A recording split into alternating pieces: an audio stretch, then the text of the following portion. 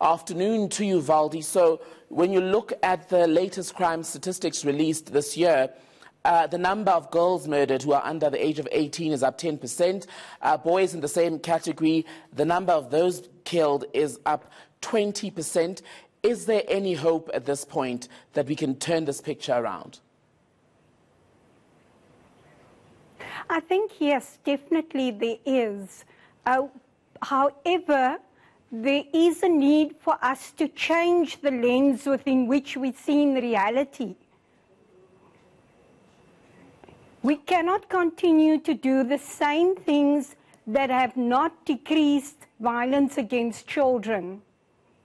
Speak to us then about these same things that you say we cannot afford to repeat, because the government is quite certain that we are on the right path as far as its campaigns that are aimed at bringing down the number of murders in this country. No, I would disagree with that. Firstly, when we look at what is happening in many of our communities, we have clients who would tell us that their death certificate of their children show natural causes as opposed to unnatural causes or non-natural causes. So I don't think that the child murders have been declining. And then I think we need to consider that when we dealt with the People's Commission of Inquiry, we focused on child safety. And in terms of child safety, we did not only look at children who were murdered, but also children who were maimed, children who were disabled, and children who went missing in the Western Cape over the past few years. Mm-hmm.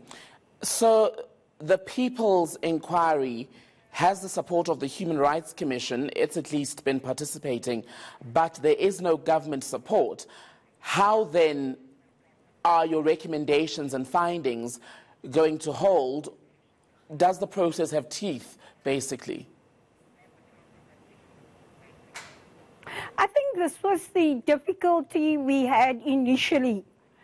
And for a year and a half, we lobbied the Western Cape government to provide a judicial commission of inquiry. In the beginning of the year, we went to the Western Cape Petition Standing Committee, who then instructed government and civil society to hold joint public hearings. Our view was that public hearings, joint public hearings, will not take us to where we want to be. Our focus is on looking at solutions, and we are of the view that this is a collective responsibility.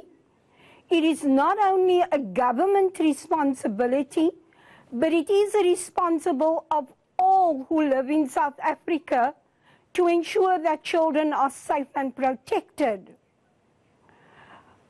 We were extremely concerned that if we were going to do joint public hearings, we would be bound by the public heads, the political heads, deciding on the terms of reference for the public hearings. Mm-hmm.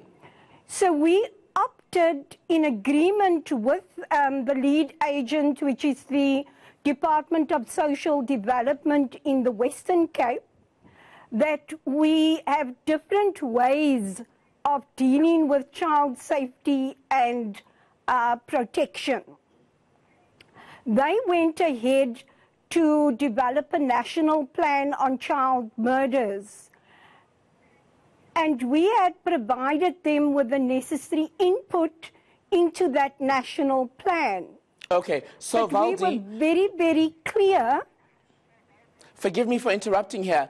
So once that without Once these hearings have been concluded, where does your report with the recommendations go? Who then enforces these recommendations?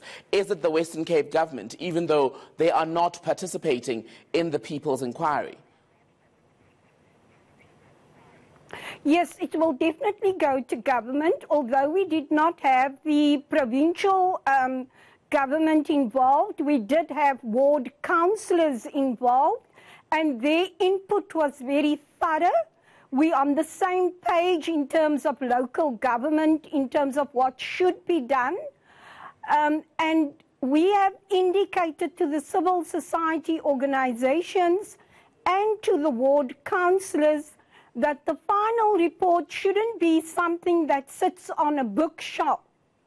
It shouldn't be sitting on a coffee table, but it should actually inform the development of national plans of action. At the end of 2018, the National Plan of Action for Children expires. And so in 2019, we will then have a new national plan. We want to see this final report informing those processes. We know that South Africa has received a report from the United Nations and from the AU indicating that we are in violation of the United Nations Children's Rights Convention, because we do not have a national child commissioner, and the Western Cape is leading the process of ensuring that we have a provincial commission of provincial child commissioner. However, the bill is still in the process of being finalized. So we are only going to see a child commissioner late into 2019. At the moment, there's no budget yet agreed upon for the child commissioner. Okay, so when are you going to submit? When are you going to conclude this process? Well, we've concluded the second phase, which was 2 days of testimonies from close on to 40 NGOs, community leaders, ward councillors. We are now going to be developing the first final report. We were not able to gain the testimonies of rural communities in the Western Cape. And we are looking at extending the commission then to those communities in 2019. Well, thank you so much for your time this afternoon, Valdi. That was Valdi van Renen-Leroux, the Executive Director of the Trauma Centre, speaking to us out of Cape Town this afternoon. Now,